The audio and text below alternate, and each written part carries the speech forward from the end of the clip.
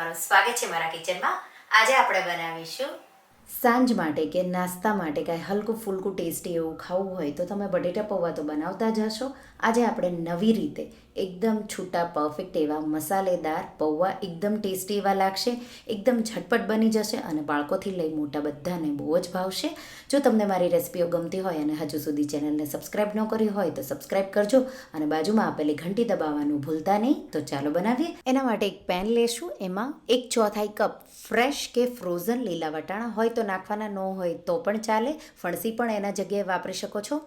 એક નાનું બટેટું છાલ ઉતારી આવા ટુકડા કરેલા અને એક નાનું ગાજર એ પણ આ રીતે છાલ ઉતારી આવા ટુકડા કરી લીધા છે। એમાં 1 થી 1.5 કપ જેટલું પાણી ઉમેરીશું અને એને બાફી લઈશું। તો 5 મિનિટ જેવા એને બાફીશું। ત્યાં સુધીમાં સાઈડમાં 2 કપ પૌવા, તો આ રીતે બાઉલ મૂકી મેં ચારણી મૂકી છે, એમાં આપણે પૌવા આપણા ડ્રાય થઈ જાય એટલા માટે।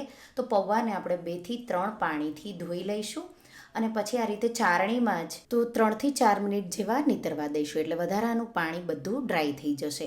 ત્યાં સુધીમાં આપણે પૌવાનો વઘાર કરવા મૂકી દઈશું। એક પેનમાં 1 ટેબલસ્પૂન તેલ ગરમ કરીશું અને એમાં 2 ટીસ્પૂન જેટલી રાઈ ઉમેરીશું।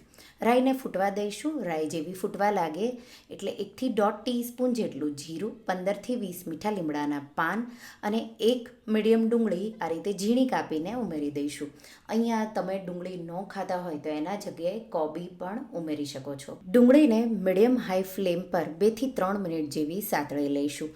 સાથે 2 લીલા મરચાંના આ રીતે નાના ટુકડા કરી ઉમેરી દઈશું। અહીંયા મેં તીખા મરચાં લીધા છે, મોળા હોય તો કદાચ તમારે વધારે પણ ઉમેરવા પડે। તમે અહીંયા આદુ મરચાંની પેસ્ટ ઉમેરવી હોય તો એ પણ ઉમેરી શકો છો। તો એકદમ સારી રીતે લગભગ હવે 3-1 મિનિટ જેવું થયું છે, ડુંગળી સતળાઈ ગઈ છે। હવે આપણે એમાં 1 કેપ્સિકમ ઝીણું કાપી આ રીતે ઉમેરી દઈશું અને કેપ્સિકમને હાઈ ફ્લેમ પર 1 મિનિટ જેવું સાતળી લઈશું। સાથે 1/4 ટીસ્પૂન જેટલી હિંગ ઉમેરી દઈશું અને મિક્સ કરી દઈશું। તો હવે 5-1 મિનિટ જેવું થઈ ગયું છે, આપણે આ ડુંગળીનો વઘાર કર્યો એમાં, અને જે શાકભાજી આપણે બાફ્યું હતું એ પણ બફાઈને તૈયાર થઈ ગયું છે અને ચારણીમાં પાણી એકદમ નિતારી દઈશું અને આ રીતે સતળાઈ જાય એટલે શાકભાજી એમાં આપણે ઉમેરી દઈશું। મિક્સ કરી અને 2 મિનિટ જેવા આપણે શાકભાજીને સાતળી લઈશું એટલે સારો એવો ટેસ્ટ આવી જશે। અને શાકભાજી સતળાય ત્યાં સુધીમાં આપણે જે સાઈડમાં પૌવા પલળવા મૂક્યા હતા એ પૌવા આપણા નીતરીને તૈયાર થઈ ગયા છે। એમાં બીજી સામગ્રીઓ ઉમેરી દઈશું। તો 1 ટીસ્પૂનથી થોડું ઓછું મીઠું, 1 ટીસ્પૂન જેટલી ખાંડ અને અડધી ટીસ્પૂન જેટલી હળદર ઉમેરીશું અને અડધા લીંબુનો રસ, તો અડધો મોટો લીંબુનો રસ, તમે જો નાનું હોય તો આખા 1 લીંબુનો રસ તમારે આ રીતે નીચોવી દેવાનો અને હવે મિક્સ કરી દઈશું હળવા હાથે, એકદમ પૌવા તૂટે નહીં એ રીતે, અને પૌવા મિક્સ થઈ જાય અને આ રીતે છૂટા પાડી દેવાના અને પછી આપણે એમાં 2 થી 3 ચમચી જેટલું પાણી છાંટીશું। તો આ ટીપથી તમે પૌવા ખાશો તો પણ કોરા નહીં લાગે, બહુ વધારે પાણી નથી છાંટવાનું, 2 થી 3 ચમચી જેટલું જ, વધારે પડતું પાણી છાંટશો તો પૌવા ભેગા ભેગા થઈ જશે। આ રીતે મિક્સ કરી 1 મિનિટ જેવા એને સાઈડમાં રાખીશું। તો વેજીટેબલ સારી રીતે સતળાઈ ગયા છે, જે આપણે ઉપરથી નાખ્યા હતા। એમાં અડધી ટીસ્પૂન મીઠું ઉમેરી દઈશું, મિક્સ કરી દઈશું। ગેસની ફ્લેમ મેં મીડિયમ રાખેલી છે અને હવે આ રીતે શાકભાજી એકદમ સારી રીતે સતળાઈ ગયા છે।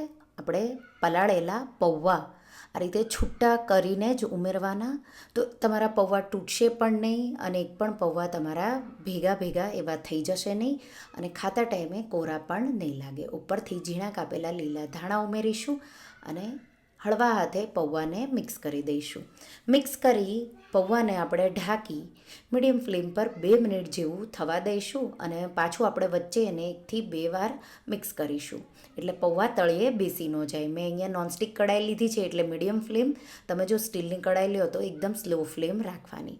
સાથે ઉપરથી થોડા તળેલા કે શેકેલા શિંગદાણા, ખારી શીંગ હોય તો એ પણ ઉમેરી શકો છો। મિક્સ કરી દઈશું અને તમે જોઈ શકો છો આપણે ચટપટા મસાલેદાર ટેસ્ટી એવા પૌવા તૈયાર છે। તો આમાં આપણે મસાલો નથી ઉમેર્યો પણ તો પણ ખાવામાં તમને આ મસાલેદાર પૌવા બહુ જ ભાવશે. તો ગરમ ગરમ આ પૌવાને તમે ચા સાથે કે કોઈ પણ સાલડ સાથે સર્વ કરી શકો. બહુ ટેસ્ટી એવા લાગશે. તો જો સાંજ માટે કે નાસ્તામાં તમે વિચારતા હોય કે કંઈ ઝટપટ બની જાય અને સાથે ટેસ્ટી પણ હોય તો આ બહુ ટેસ્ટી એવા લાગશે. ઉપરથી મેં આલુ ભુજિયા કે તમે ઝીણી સેવ અને લીંબુ સાથે આ ગરમ ગરમ મસાલેદાર પૌવાને તમે સર્વ કરો. તો તમને આ રેસીપી કેવી લાગી? જો રેસીપી ગમી હોય તો વિડીયોને લાઇક કરજો, શેર કરજો અને મારા ચેનલને સબસ્ક્રાઇબ કરજો. અને આવી જ નવી રેસીપીઓ માટે તમે બેલ આઇકન બટનને પ્રેસ કરજો. Thank you for watching.